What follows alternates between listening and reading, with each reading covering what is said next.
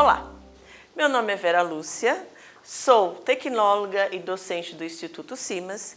Estou aqui a convite do professor Lucivaldo para ministrar uma aula de densitometria óssea para os assinantes do programa Sou Mais Simas. A minha experiência como tecnóloga em densitometria já vai desde 2003, onde eu já atuei em algumas clínicas realizando o exame de densitometria. E hoje eu atuo no Instituto Simas e em outras entidades ministrando aula de densitometria óssea, né? Temos aqui alguma imagem de densitometria óssea. Hoje em dia nós temos software que vão avaliar o exame do quadril, corpo inteiro, ver massa magra e massa de gordura, coluna, fêmur, antebraço. Essas são as regiões mais solicitadas pelos médicos especialistas.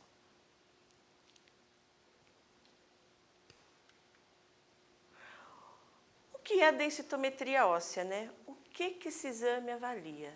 Então, a densitometria óssea é um exame que avalia a perda do conteúdo mineral ósseo, a quantidade de cálcio que o paciente perdeu. A gente chama de descalcificação óssea. Então, o que esse exame avalia? É a perda de massa óssea, onde o médico vai avaliar se ele possui uma osteopenia ou uma osteoporose. O que seria uma osteopenia? A osteopenia é uma diminuição do conteúdo mineral ósseo, onde o paciente ainda não tem uma perda significante do tecido ósseo. A osteoporose é uma desordem esquelética, caracterizando por uma força comprometendo o paciente a ter fraturas dos ossos, né?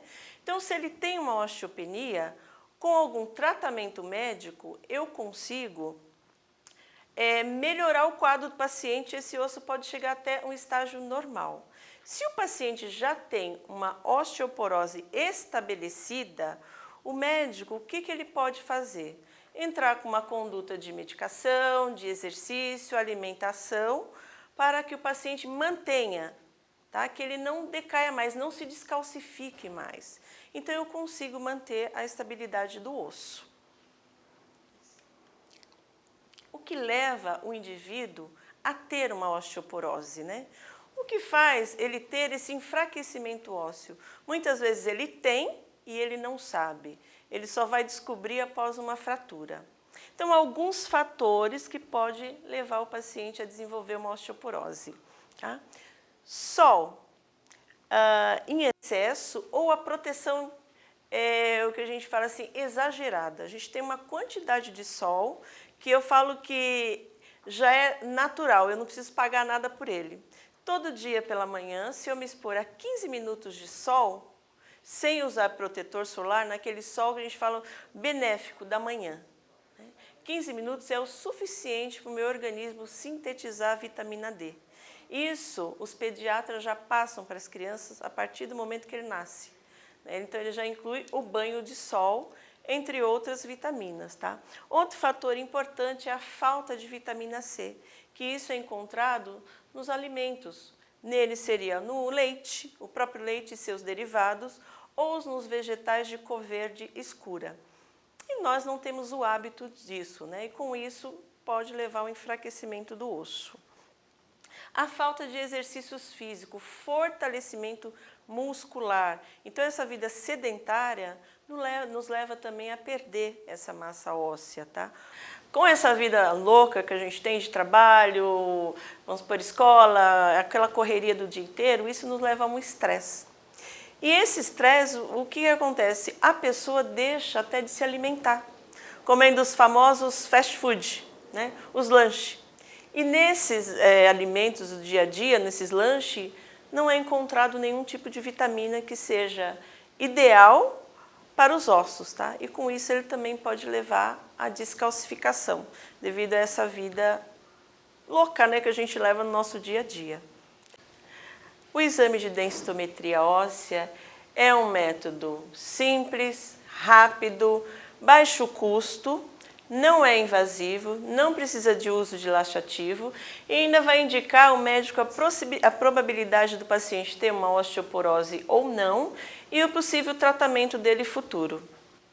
Esse aqui são um dos modelos, né? A gente tem 2 modelos aqui de equipamento de densitometria óssea, onde também trabalhamos com uma fonte de radiação, né, de raio-x, tá? Onde o tubo fica embaixo da mesa. Toda vez que você for fazer um exame de densitometria óssea, a gente tem que também levar em conta alguns requisitos por parte do fabricante, principalmente com o peso do paciente, né? Porque geralmente os equipamentos de densitometria, eles suportam até 120 quilos. Então, numa anamnese, onde você vai perguntar alguns dados do paciente, o importante é também saber o peso do paciente e conversar com ele sobre a realização ou não do exame. Tá? Ele utiliza uma fonte de raio-x de baixa intensidade, tá? Uma técnica específica denominada DEXA, que seria absormetria por raio-x com dupla energia.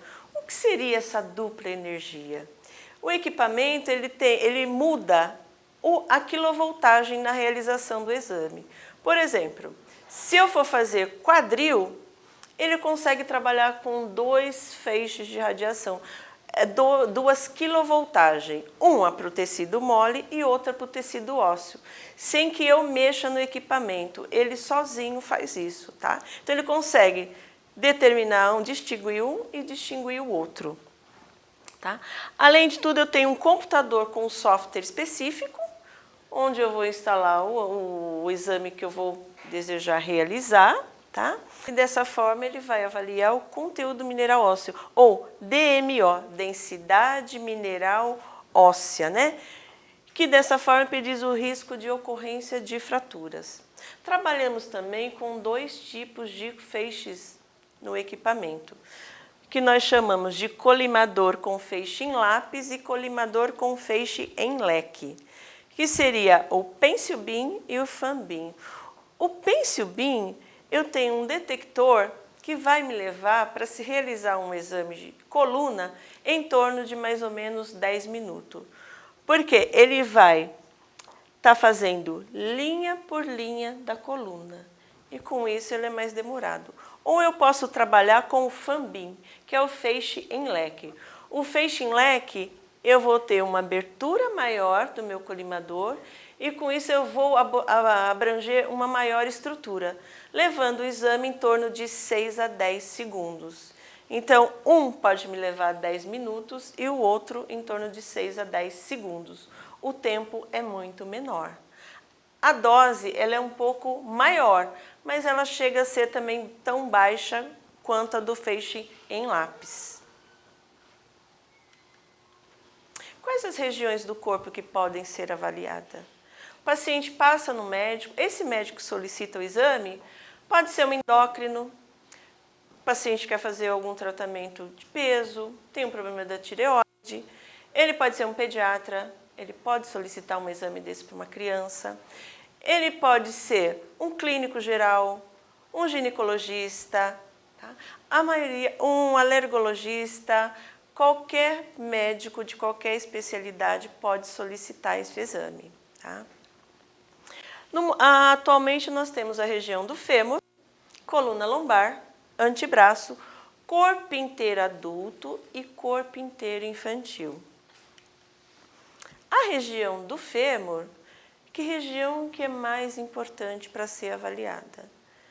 A região onde está o trocânter maior, colo do fêmur, essa região aqui é onde o osso ele tem uma maior trabécula, é onde o paciente se descalcifica mais.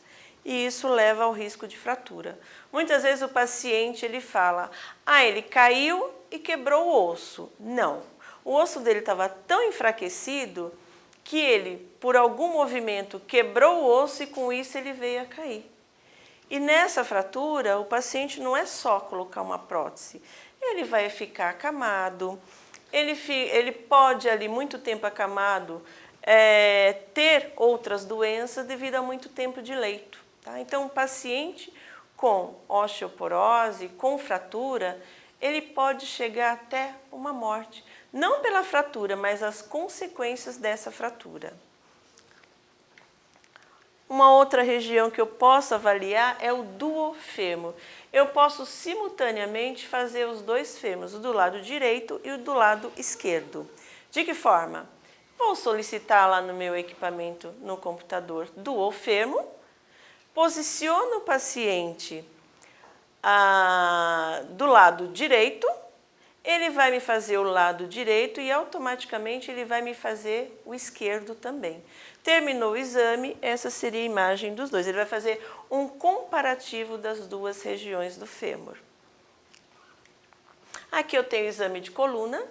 Embora a coluna ela tenha a lombar, é a região avaliada, eu tenho as 5 vértebras, nós só avaliamos apenas 4. L1, L2, L3 e L4. Tá?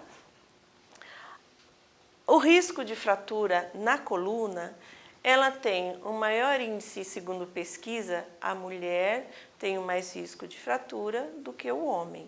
Tá? O homem também pode vir a ter a osteoporose. Tá? Não é só a mulher. Mas 80% é o sexo feminino e mais ou menos 20% sexo masculino. Isso está segundo pesquisas. Tá? O outro é o punho. Para que eu faço um exame do punho? Muitas vezes o paciente, ele é um paciente cadeirante, ele é um paciente que tem uma atrofia no corpo. Então eu posso realizar, o médico pediu lá, coluna e fêmur. Eu não tenho condições de deixar esse paciente ereto numa cama e posicioná-lo da forma adequada. Então o que eu vou fazer? O exame do punho, que ele não precisa deitar, ele pode sentar ao lado e fazer o punho. Geralmente, segundo pesquisas, eu tenho que fazer sempre o lado não dominante do punho. Por quê? O lado dominante, que é o lado que você mais movimenta, já tem uma perda, uma descalcificação em 3%.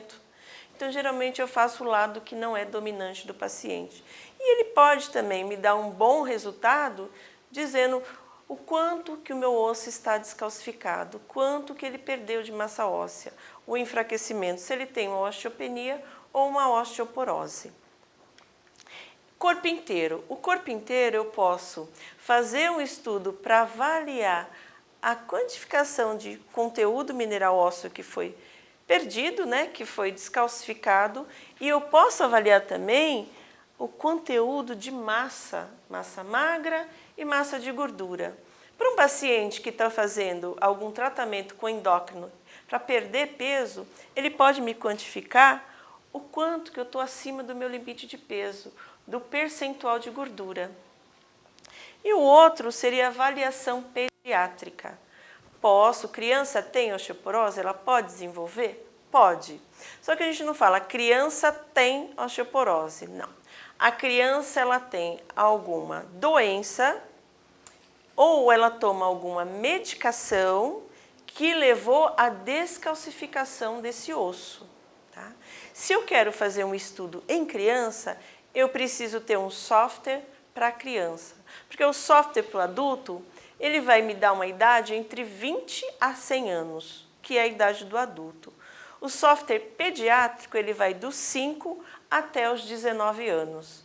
Então, toda vez que eu for fazer um exame de densitometria de uma criança ou de um jovem, eu preciso ter o software adequado para se fazer o corpo inteiro dele.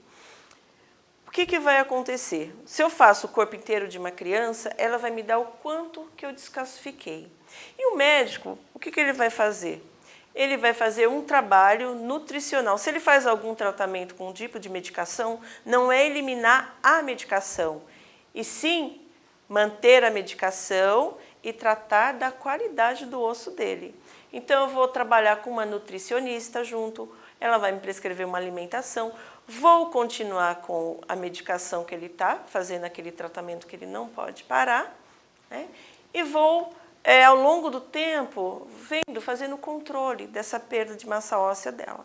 Eles não costumam falar que a criança tem osteoporose.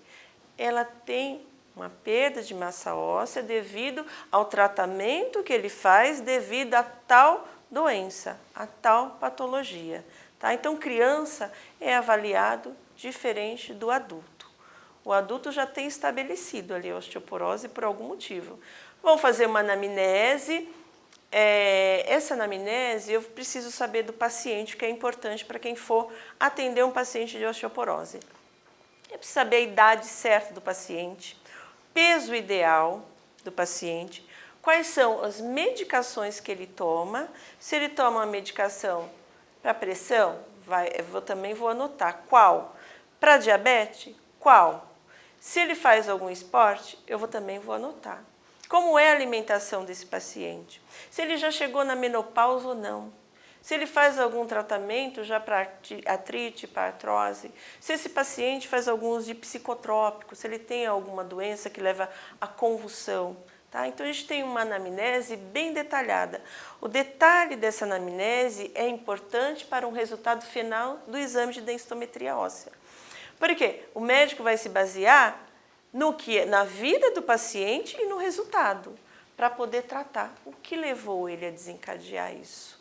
É isso aí, pessoal. Espero que vocês tenham gostado, tenham aproveitado o conteúdo, né? A densitometria não só é isso, tem mais coisas. Em breve a gente vai voltar com novidades, já tem bastante coisa nova, tá?